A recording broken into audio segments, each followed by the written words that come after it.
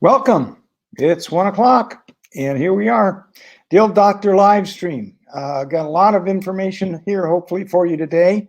Hopefully, a little bit of inspiration and positive, bright spot moments. So, before I get to it, or to begin with, I should say, I want to read you something that I just read just minutes ago, and it popped up on my news feed on Facebook, and it goes like this. The most important spiritual growth doesn't happen when you're meditating or on a yoga mat. It happens in the midst of conflict when you're frustrated, angry, or scared, and you're doing the same thing. Then you just realize that you have a choice to do it differently. You're doing the same old thing, but you suddenly realize you have a choice to do it differently. That's when you feel inspiration. Over the weekend, it was a challenge for me personally. I looked at what we potentially face, and it is potentially grim.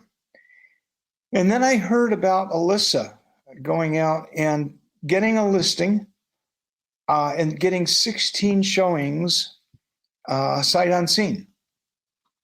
And then my deal doctor friend Eric called me and said, I got a listing over the weekend.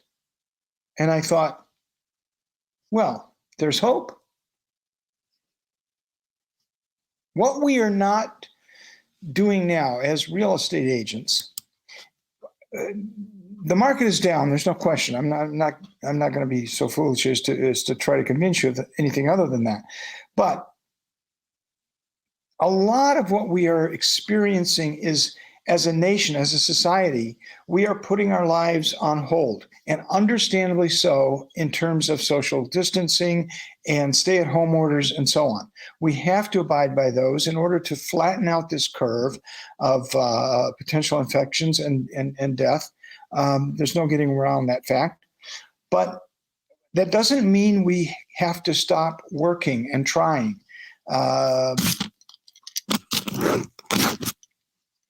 I look back at what happened in 2001, where the world stopped when the trade towers were hit. And in 2008, when the world stopped, the real estate world, the investment world collapsed. I'm still here. Greg Carlson's still here. There's several others of you who lived through those experiences and found a way to adapt and succeed, even though it wasn't what you had known before. We changed. We made differences in the way that we did business.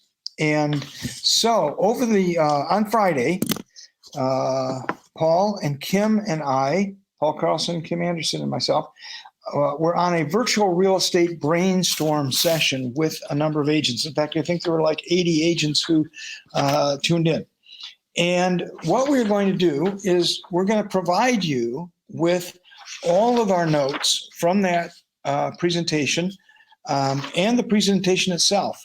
But I'm going to share a few of them with you and talk about how you can go out and list houses right now. Here's the reason I say list. There is going to be pent-up demand. There is pent-up demand right now. If you can put a house on the market and get 16 offers, sight unseen, that tells me that the buyers are still out there. The buyers want to buy. What we don't have, and what we haven't had enough of over the last several years, is inventory. It's going to be worse now for two reasons. Some of you have already mentioned on this thread that sellers are saying, hey, I'm going to hold off. I'm going to wait and see until this COVID-19 thing has passed, until all of the dust has settled. And yes, there are going to be buyers and sellers who say that. There's no question about that. But those people, those of you who go out and get listings right now with 6-month terms, you're going to be shocked, I think, because when the ban is lifted, and even before the ban is lifted, you're going to get offers on those listings. And you will have a stream of income coming in the coming months that you wouldn't have otherwise if you had allowed yourself to remain stuck. So there is certainly the natural tendency for all of us to feel stuck right now. But I hope to be able to give you some encouragement, some positive message that it is possible to go out and get listings. Listings are probably more than ever right now the name of the game, because those who have listings are going to see that there are buyers who will be coming in the next 60 to 90 days to purchase them. If you don't have listings, you're left to compete against the other buyers, as many of you have experienced over the last several years. So let's talk through a few things, and maybe this will help.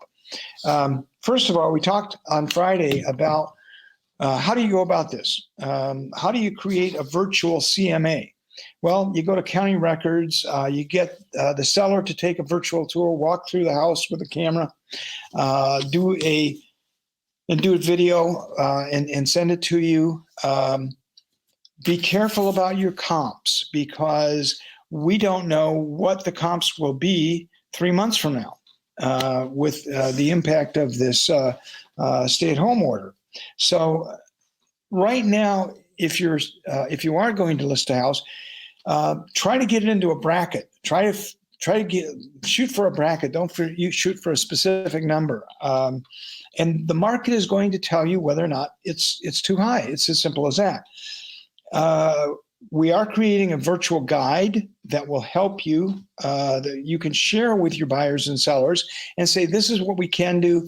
This is what we can't do. We can't go out on showings and show you the house in person at this moment during the period of the stay-at-home order. We don't know if the stay-at-home order is going to be extended. As of right now, the governor has now announced an extension of the stay-at-home order, although in her noon press conference, she made it very clear that that was on the table. So, but it hasn't been executed yet. I know that part of the governor's decision is going to be what happens this week in Michigan in terms of whether we see a peak in the primary population centers of Michigan, Detroit, Grand Rapids, Flint, Lansing. She's going to take a hard look at it, and if the numbers are continuing to go up, she will probably extend it maybe a week, maybe 2 weeks to the end of the month. We don't know. There's a lot of speculation. We won't know until it happens. But in the meanwhile, there are still sellers who need to sell. They may have taken a job somewhere else. They may have bought a house somewhere else, North Carolina, Texas, whatever. They may want to get to that house for whatever reason, and they have to sell theirs. So there are other personal reasons for selling at this point. Maybe somebody needs a bigger house and they've already made an offer, or they want to make an offer because they've got a change in their family situation. They may have more kids or a blended family, all sorts of things. Divorce, marriage, always reasons for people to sell houses. So the nature of our lives has not changed as much as some of the posts I see would suggest. We're still going on with our lives to some extent. We're certainly not dead in the water.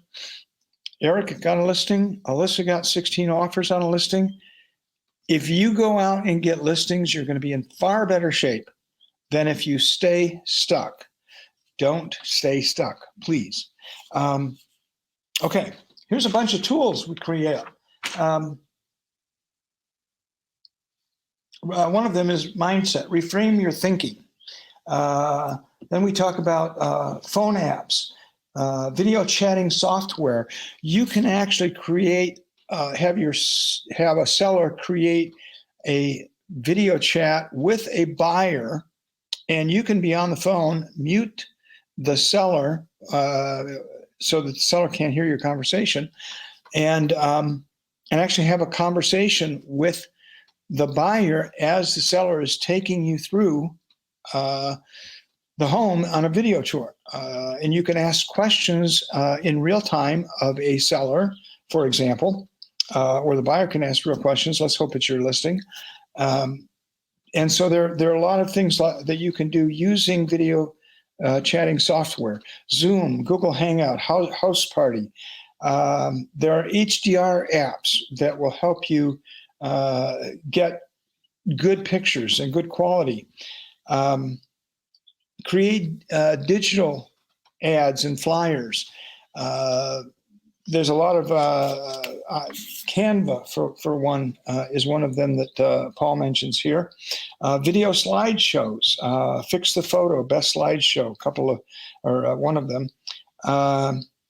And virtual staging as much as $5 per photo.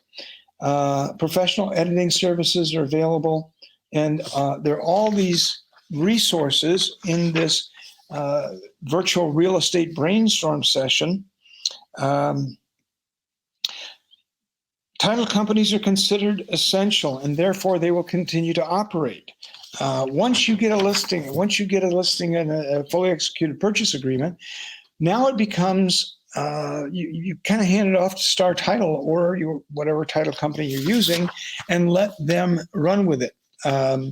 So we can now take a slightly different role and not be quite as involved, hands-on, as the title companies are now in this situation. They can do curbside closings. They and the mortgage company are essential services, so they can order a inspection. Inspectors are considered essential services now. We've created some language for you, and I just want to run through a couple of, the other thing down here is find a transaction coordinator. If you're not comfortable with technology and you don't feel as though you can make the changes by learning them, you might find a transaction coordinator who is tech savvy and willing to adapt to the changing world that we have going on right now. We're going to talk about the COVID-19 addendum in a minute. Well, actually, I'm going to talk about it now. The COVID-19 addenda that we have seen from the Michigan Realtors, and there's one other one we have on there. It might be from the Michigan Realtors that gives some flexibility as far as dates. We, as a company, have reviewed them and feel as though they are more global than is necessary. They benefit the buyer. I think they lean heavily toward the buyer. And so we've created some language for you, which will help you in terms of getting listings to protect the seller as well as the buyer. For example, the effective date begins after the shelter-in-place executive order is lifted. This offer is contingent upon the governor or Congress lifting the shelter-in-place order to allow the buyer and seller to perform normal everyday tasks to sell or buy real estate property. The new effective date for the beginning of all timelines within the purchase agreement will become effective on the first day after the shelter-in-place order has been lifted by the governor or Congress. Now, I don't expect you to remember that. I assume you didn't write it down as I was saying it. We are going to provide that to you, and we're going to put it in dot loop so that you can go in and copy and paste that language into a purchase agreement that you're writing. There's another option that I know that one of our agents called me and said, I've got a buyer coming in from out of town. What are their options here? They want to be able to see a house in person, and if they like it, move forward and have inspections performed. Well, for example, all parties agree that the deadlines stated in this contract are subject to federal and state mandates regarding COVID-19. Buyers shall have 2 full days after the stay-at-home order has been lifted to personally tour the property. Buyer reserves the right to terminate offer within that 2-day period at the buyer's sole discretion. All time frames for inspections, etc., shall commence on the first full day after the stay-at-home order expires. So now you've just given the buyer an opportunity to go and see the house. You've gotten the buyer in to make an offer and essentially take the house off the market for a period of time, a week, 10 days, 2 weeks. At this point, we don't know. But at least the buyer has been able to secure the property and gets the first opportunity to go in, look at the property and say, yeah, this is good. Let's move forward. Okay. What about walkthroughs? Get a lot of questions right now about walkthroughs. Well, they're not allowed right now. Seller can do a virtual walkthrough. They can go and take their photo camera all around the house. You can have, you may have an inspector go back and do a reinspection with a photo camera, a video camera, and show you the places that maybe some repairs were requested and so on. But the other option is that the buyer in this unusual situation that we're encountering right now, the buyer may say, you know what, I'm okay with that. I feel confident that the house is going to be in good order when I get there. And so they might waive the walkthrough clause. After all, if the seller has 30 days possession after closing, how much good is a walkthrough in most cases? The condition of the property could change during that 30-day period. Nevertheless, buyer agrees to waive walkthrough clause in the contract provided seller escrows, let's say $1,000 or $2,000, to ensure that the property is in room clean condition as at time of buyer's possession. All parties agree to proceed to closing and consider the terms of the purchase agreement satisfied. All parties to hold harmless brokers, agents, etc. And we would have language. We are preparing language for that kind of a hold harmless to be signed before a closing. The other thing a buyer can do is to waive the walkthrough altogether and just say, we're going to go to closing and not ask for an escrow. If they want the house badly enough and they want to make their move within the next 30 to 60 days, they may say, you know what, it's okay. I trust that we're going to have a house in good condition. Now, let's talk about some of the pros and cons of the COVID-19 addendum.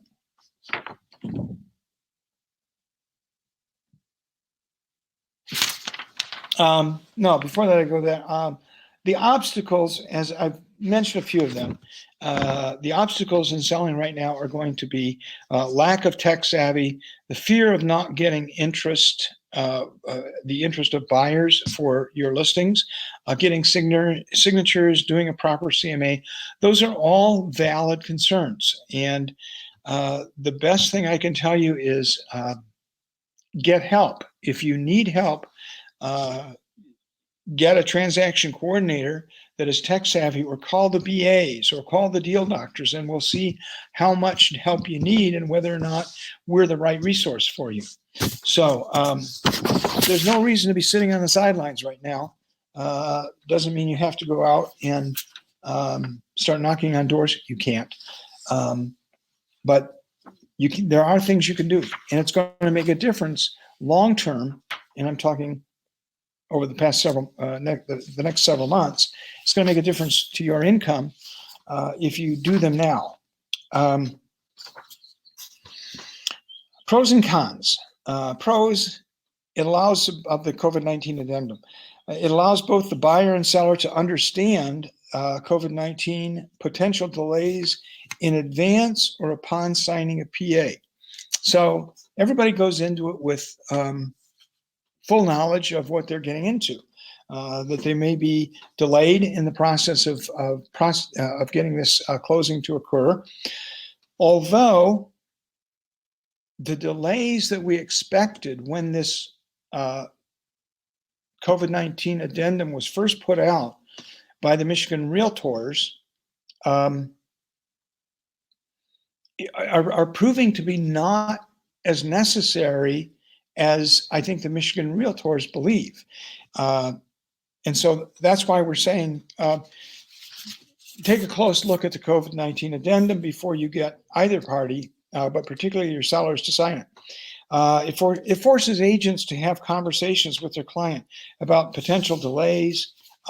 It encourages all of us to work well together. Let's play nice together, not kick sand in the sandbox at one another, and work together toward getting a closing. We have, in the last 25 years, since the advent of buyer's agency, we've really gotten into more of an adversarial relationship in the real estate process.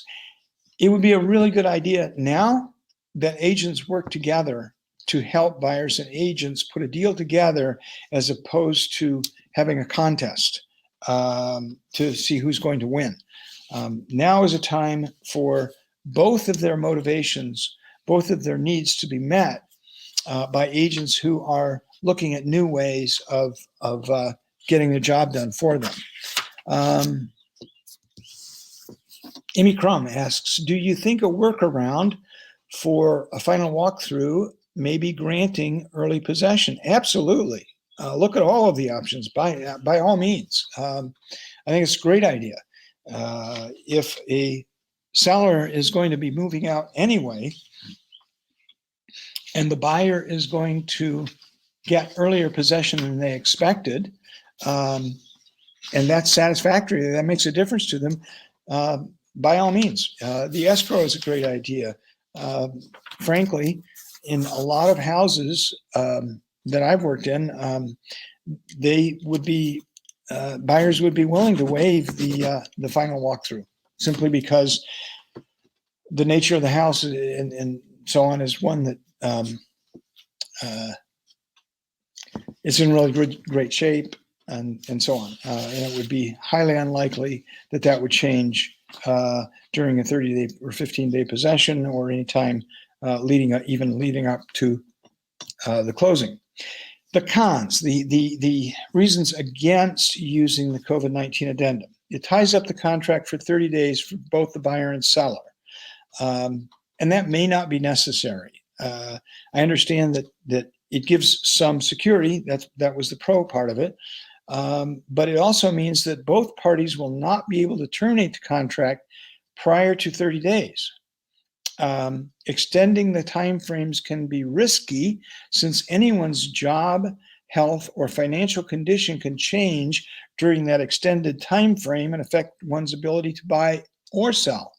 So, and there's no proof required that there is a COVID-19 condition, only a statement from one of the parties for it to become effective.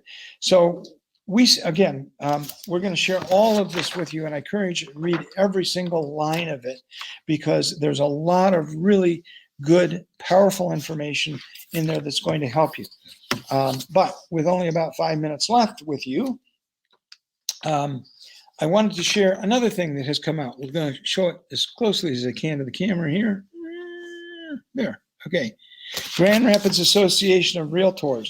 On Saturday, Julie Rietberg sent out a weekly summary, and it's about 5 pages long. If you are on GRAR, please go in, click on the link, and read all 5 pages.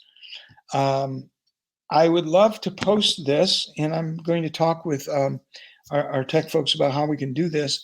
I want to post this with a link to our Facebook Connect page for even those who are not in GRAR to be able to review it.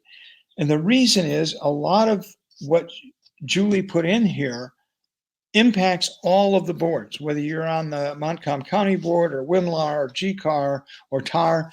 A lot of what she has written in here affects those areas as well.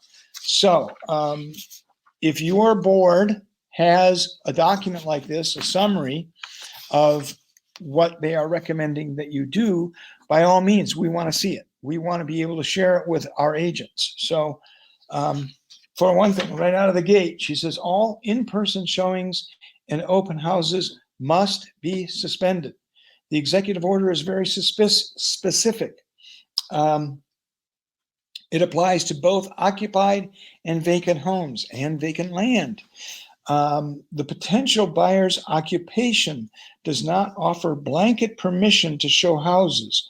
So the simple fact that the buyer is a doctor, a nurse, first responder does not mean that you or they are exempt from the executive order as it regards touring real estate. Now, here was a sentence that kind of hit me a square. It says the governor's office is aware that realtors are among the groups allegedly violating the EO. Now, we all know that that's true, just based on the Facebook posts that we've seen from other companies and other realtors. We know it's happening. I've talked with other brokers. We're in contact with one another. It goes on to say that a new executive order, as you probably know, was signed that fortifies the discipline for noncompliance. Those found in violation of the EO can now face double fines, jail time, and they potentially put both the individual and the real estate brokerage license at risk, since the governor's office has recommended a referral of alleged violations to local authorities and the state licensing agency, that is LARA.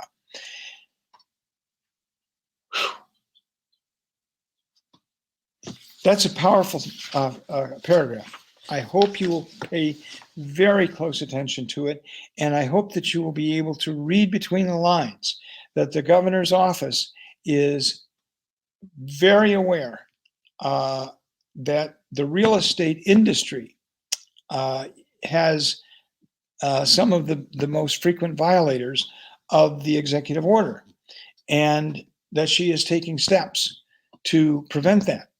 And so if you're out showing houses or listing houses in person, you may be a target for prosecution penalties. And you're going to put 5-star at risk. Just don't do it.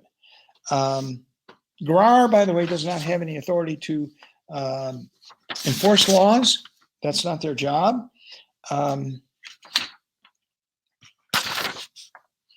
And as we know, I just had one more note, I guess.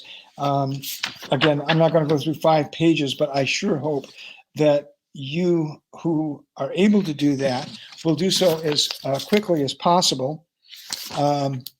If you have inspections, and the inspectors are considered essential contractors, are you able to take the buyers through there or allow the buyers to go through with the contractor or the inspector? No. You cannot facilitate their presence on the property whatsoever. It puts both the seller, the buyer, or all three, the seller, the buyer, and the inspector in potential danger. And so we say, no, we're not going to have agents out there facilitating inspections with buyers in tow. Okay, that was long. I hope you all got something out of it. I'm just going to check real quickly here to see if Dom has any questions for me in the stream before I sign off. Again, I hope that it was helpful. We can adapt individually. We can say, this is our moment to shine. We can look back at some point and say, this was our finest hour, if we choose to. But we have to choose to. My best to you all. I'll see you next week.